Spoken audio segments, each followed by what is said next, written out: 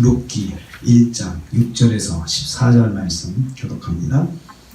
오늘 말씀은 나오미가 두 며느리와 함께 유다 땅으로 돌아가는 것을 내용으로 하고 있습니다. 유다 땅에 양식이 있음을 들었습니다. 하나님께서 자기 백성을 돌보이사 그들에게 양식을 주셨다라는 말을 듣고 유다 땅으로 돌아가려고 결심을 했습니다. 여호와께서 자기 백성을 돌아보셔서 그들에게 양식을 주셨다, 그렇게 표현을 하고 있습니다. 그래서 이 나오미의 가정이 양식 때문에, 먹고 사는 문제 때문에 흉년이 들어서 모압 땅으로 이주한 것이 잘못된 것이다 라는 것을 암시를 하고 있습니다. 가지 말고 그냥 버텼어야 되는데 버티지 못하고 양식이 풍부한 곳으로 떠나는 것이 잘못되었다는 것을 여기서 보여주고 있습니다. 이제 나오미는 그 소식을 듣고 두 며느리와 함께 유다 땅을 향하여서 출발을 하게 됩니다. 그러니까 고향을 떠난 지 10년 만에 다시 고향으로 돌아가는 것입니다. 그런데 나갈 때는 빈손이 아니고 뭔가를 많이 가지고 나갔는데 들어갈 때는 나오미는 정말 빈손입니다. 남편 죽었죠. 두 아들 죽었죠. 자기는 아무것도 없는 상태가 되었죠. 과부가 된, 자식처럼 과부가 된 며느리 둘 데리고 돌아가는 발걸음을 보게 됩니다. 여기서 나오미가 결정한 것을 보면서 깨닫는 것이 있습니다. 늦게라도 원점으로 돌아가는 것이 정답일 때가 있다는 거예요. 내가 돌아가야 되겠다. 그러니까 하나님께서 환경을 통해서 다시 돌아갈 수 있도록 이끌어 주시는 것을 볼 수가 있습니다. 돌아가는 길에 두 며느리에게 자유를 선포합니다. 8절에서 10절입니다. 두 며느리에게 이제 너희가 각각 어머니의 집으로 돌아가서 가서 재혼을 하라 이거죠. 그래서 너희들이 새 가정을 이루어서 살라라고 했습니다. 그러자 이 두 며느리가 처음에는 거절을 합니다. 우리는 10절 말씀에 어머니와 함께 어머니의 백성으로 돌아가겠습니다. 어머니 그런 말씀하지 마세요. 어떻게 우리가 어머니를 두고 떠나겠습니까? 하면서 어머니를 따라가겠다고 주장을 합니다. 여기서 나오미의 선함을 볼 수가 있습니다. 나오미는 그 선하신 하나님께 의지해서 두 며느리를 선포한 것입니다. 자기가 혼자 어떻게 길을 떠나겠어요?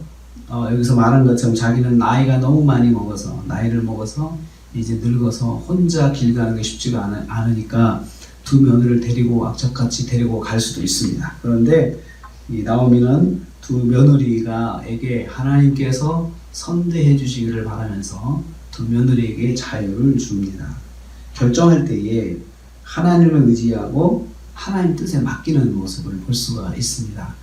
하나님께서 너희들에게 복을 주셔서 새 가정을 이루게 하시고 또 너희들이 새 가정에서 잘 지내기를 바란다라는 그런 마음을 가지고 있습니다. 그래서 우리는 결정할 때 하나님을 의지하고 하나님 뜻에 맡겨야 된다. 그러면 자기는 어떻게 할 거냐? 하나님 뜻에 맡기는 거죠.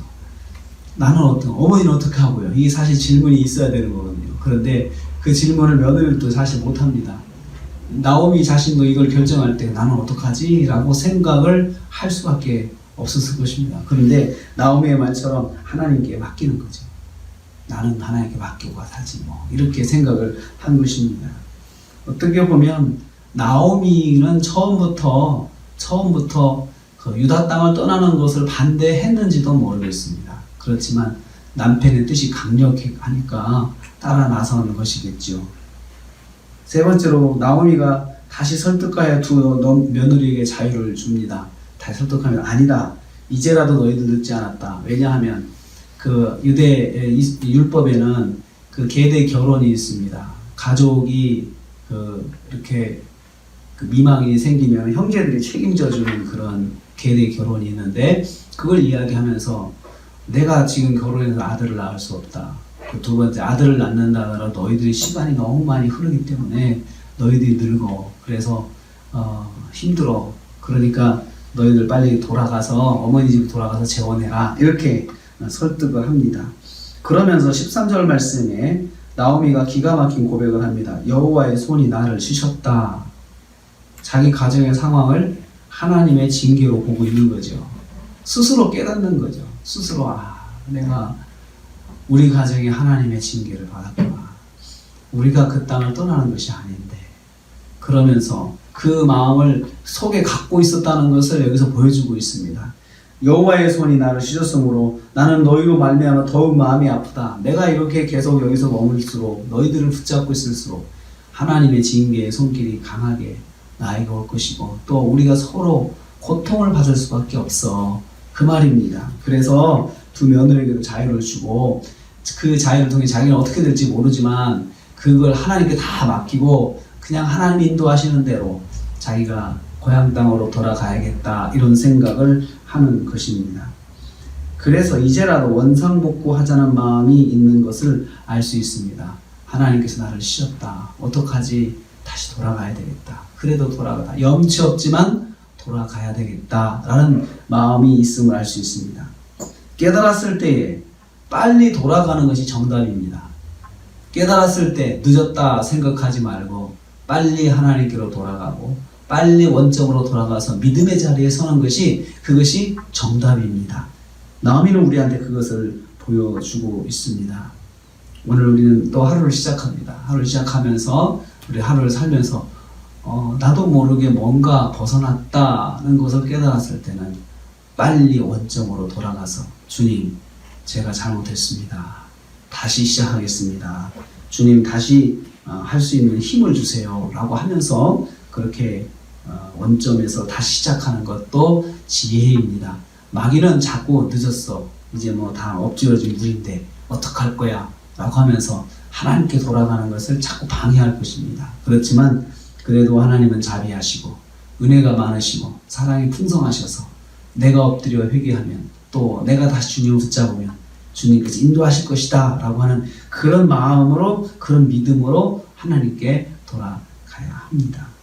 이렇게 혹시나 벗어나고 또 혹시나 미끄러졌을 때 빨리 자세를 바로잡고 하나님을 의지하고 하나님을 붙잡아서 오늘 하루도 말씀 안에 승리하는 저와 여러분 되시기를 주님의 이름으로 축복합니다. 하나님 감사합니다.